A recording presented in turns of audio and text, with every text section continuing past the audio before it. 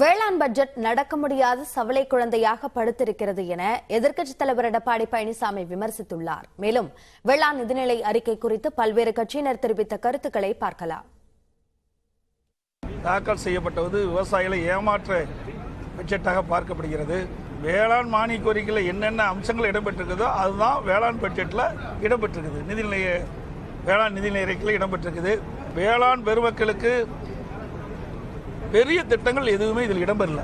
ஒரு விவசாயி கரும்புலாம் சாஞ்சி கிடைக்கும், முதிர்ந்த கரும்புலாம் சாஞ்சி போயிருக்கும். கரும்பு தோட்டத்துக்கு உள்ள போக முடியாது.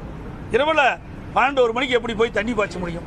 அதனால தான் அம்மாவுடைய அரசு விவசாயியுடைய கோரிக்கையை ஏற்று விவசாயிகள் எப்பொழுதெல்லாம் தங்களுடைய பயிர்களுக்கு நீர் பாய்ச்ச வேண்டும் என்று எண்ணுகிறார்களோ அவர்கள் நேர கட்டுப்பாடு இல்லாமல் நீர் பாய்ச்சிக் கொள்ளலாம் என்பதற்காகத்தான் மும்முனை மின்சாரத்தை கொண்டு வந்து 24 மணி நேரம் விவசாயிகள் கழித்தோம். ஒரு வரலாற்று சிறப்பு மிக்க வேளாண்மை நிதிநிலை அறிக்கையாக நாங்கள் பார்க்கிறோம். குறிப்பாக மரபணுக்களை மீட்டெடுத்தல், இயற்கை உணவுகளுக்கு முக்கியத்துவம் கொடுத்தல், ஒரு நிதிநிலை அறிக்கை எப்படி வேண்டுமானாலும் தயார் செய்யலாம்.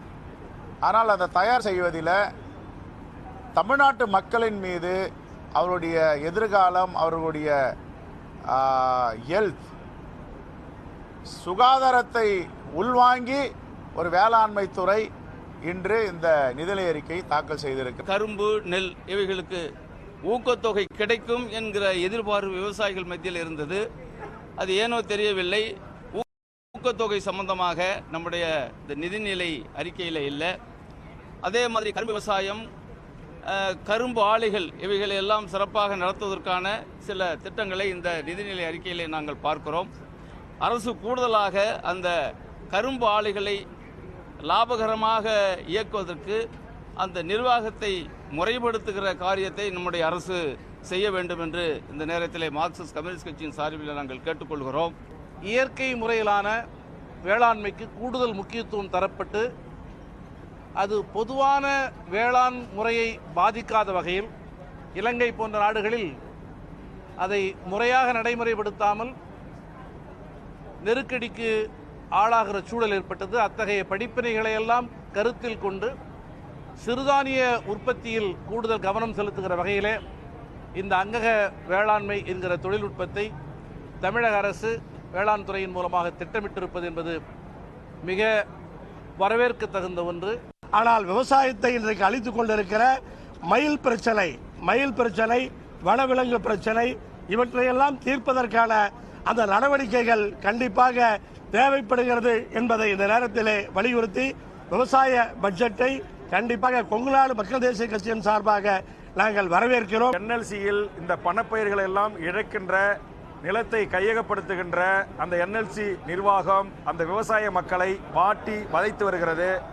அவர்களுக்கு வேளாண்மை அறிக்கையில் ஏதாவது ஒரு பாதுகாப்பான திட்டத்தை அறிவிப்பார்கள், மாற்று விவசாயம் இடம் தருவார்கள், அவர்களுக்கு நிரந்தர வேலை தருவார்கள் போன்ற எதிர்பார்ப்புகளை வேளாண்மை துறையில் நான் எதிர்பார்த்தேன். அது இல்லாதது வருத்தம் அளிக்கிறது. வேளாண் நிதிநிலை அறிக்கையில் கரும்பு மற்றும் நெல்லின் கொள்முதல் விலை உயராதது ஏமாற்றம் அளிப்பதாக பாமக நிறுவனர் ராமதாஸ் தெரிவித்துள்ளார். பாமகவின் நிழல் நிதிநிலை அறிக்கையில் முன்மொழியப்பட்ட பல திட்டங்கள் சேர்க்கப்பட்டிருப்பது மகிழ்ச்சி அளிப்பதாக கூறியுள்ள ராமதாஸ், கரும்பு மற்றும் நெல்லுக்கான கொள்முதல் விலை உயர்த்தப்படாதது ஏமாற்றம் அளிப்பதாக குறிப்பிட்டுள்ளார். வேளாண் அறிவியலாளர் நியமனம், சிறுதானிய திருவிழாக்கள், 10 லட்சம் பனை விதைகள் வழங்குவது, வெங்காயம், தக்காளி சிறப்பு திட்டம் போன்றவை விவசாயிகளுக்கு பயனளிக்கும் என கூறியுள்ள ராமதாஸ், கடலூர் மாவட்டத்தில் NLCக்காக நிலம் கையகப்படுத்தப்படாது என்ற அறிவிப்பு இல்லாததும் பெரும் ஏமாற்றம் அளிப்பதாக தெரிவித்துள்ளார்.